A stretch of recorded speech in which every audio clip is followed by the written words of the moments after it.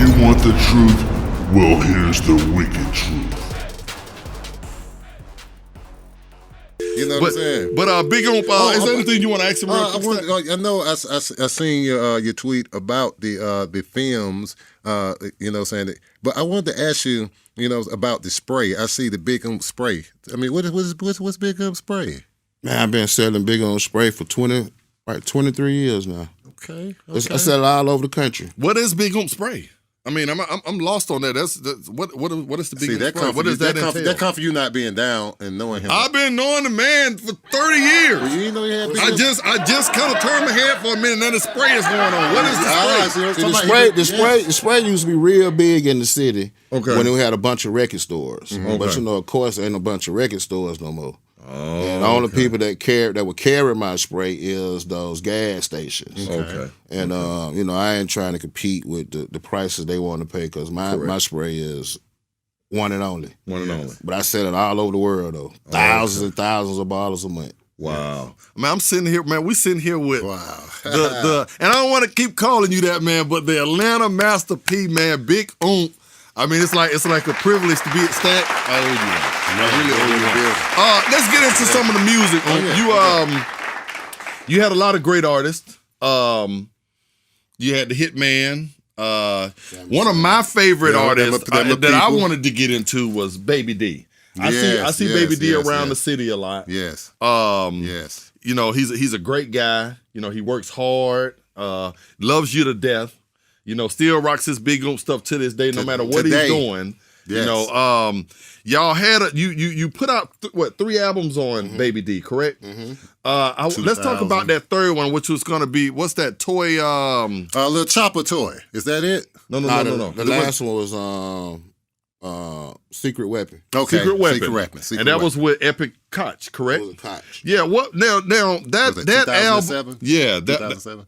Was that in 2007? 7, 8. Along that time. No, 2007.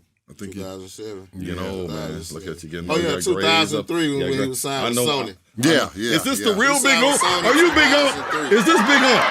It says Big Oomp come back up in here, man. Big Oomp's supposed to know that.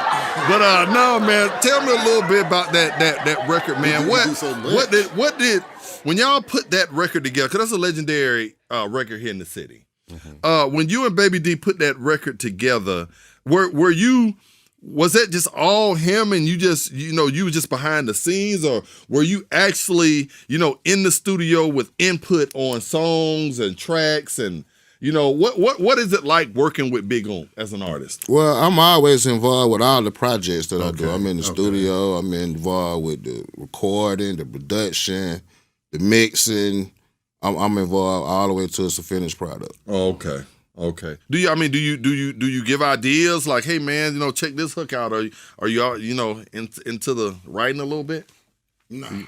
Not that so you let the artists be artists. I let the artists be artists. Producers be producers. If you need a writer, though, I come up there and start, Stack Writer's Workshop. Cause sometimes Baby D might get tired of Stack, what are you gonna write? Let me.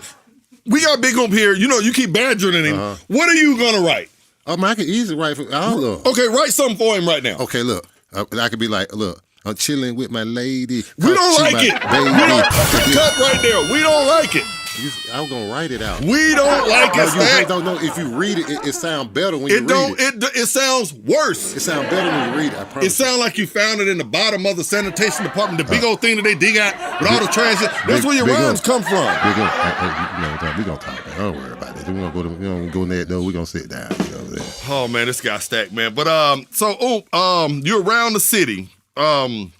You got some of the most legendary DJs, and when you said hot, you said V. For a lot of people that around the world that's viewing our show, they might not know what that is. What he's saying is Hot 107.9, which is one of the biggest radio stations in the city, and V103, which is one of the biggest radio stations in the city. Actually, they're the 2 biggest radio stations in the city, and this man here has a DJ at each radio station. That's how strong this man is.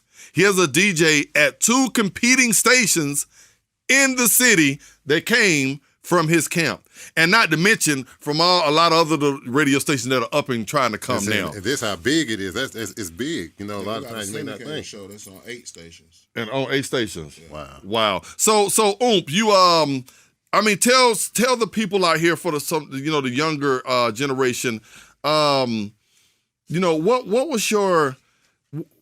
was more exciting for you? Was it the music, putting the music out, or the stores?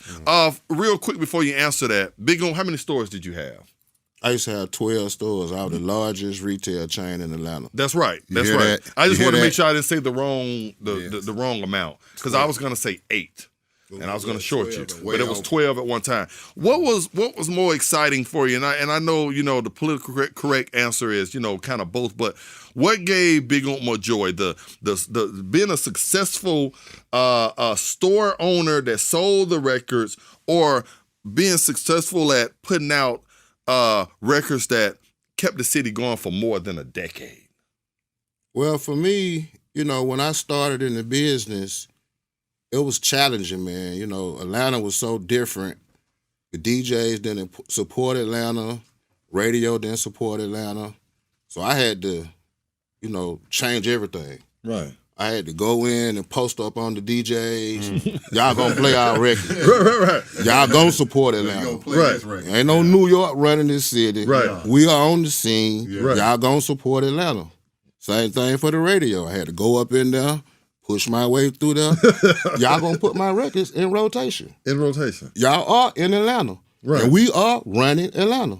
So y'all gonna play our records. Wow. So from that, and then the record stores, people didn't want to put our music in the stores. We were independent. We ain't had no barcode. We weren't major labels. So I opened my own record store. Okay, own on store. every side of town. Wow. We was hot. I had my product in every store, every side of town. So that's how we created the record stores. Wow. Then That's came legendary. the syndicated radio. We was independent. People didn't want to put our music in, so we came up with a mix show. We hustled it, and we was on 30 stations at one time. That's right. That's right. Blasting our own music through our mix shows. Correct. Then came the TV show. I had a TV show for 10 years Kept TV on exactly. UPN, Oomp kept live. Yeah. I believe it. That's because we couldn't get our videos on BET. Did it yourself. So we did it ourselves. Everything So you've always been a guy, and a lot of young people are now, a lot of young rappers, I see what they're doing now is what you did 20 years ago. Long time ago. The game has come back, Jeezy, full T.I., all circle. those people. We was the blueprint that set the city where it needed to be for all those people to come through here and make a way. Did y'all hear what this man said? The man said, You heard him now. The man said, they wouldn't sell, I wanted a national chain, they wouldn't sell my CDs. So I opened up my own store. That's right. They wouldn't play my records. What'd so I do? I did my own radio station. Exactly. They wouldn't give me a deal. So I pressed and distributed my own stuff and sold it out of my own stores. Right. I mean, if that's not what's kind of going on with music now, it's come back full circle to that. Oh, yes, you have young artists that run around saying, we don't need a label. Yeah. We can do everything ourselves. And to sit here beside you, that you were doing that at a time where if you didn't have a major label, you couldn't be heard.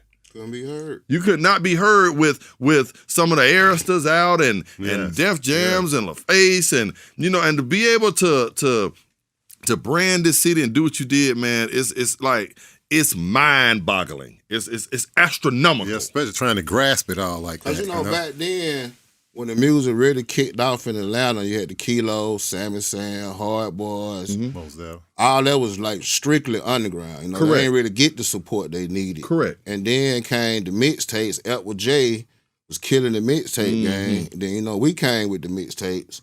And from the mixtapes, man, Atlanta artists couldn't be heard. Right. You had to hear them through our mixtapes. You had him to the mixtape. Everybody who came to the city, they wanted their music on our mixtape. They wanted to stop by our record store, and they wanted to interview on our TV And I show. just left that out. I don't know why I didn't Yeah. say that, Stack. This man was the first one putting out mix CDs. Now, mix CDs are the biggest thing that they are. Yeah. The first one. Yeah. Are the biggest thing that blow artists up to this day is because of this man right That's here. right. Bruh, it's an honor, man. It's overwhelming. It's amazing, The hustle, the grind. A lot of people talk about it, including myself. But I mean, when it comes to a hustler, man, you are the ultimate hustler, bruh. I mean, they should have Atlanta should have a plaque, a trophy 10 feet tall. A big one. You want the truth? Well, here's the wicked truth.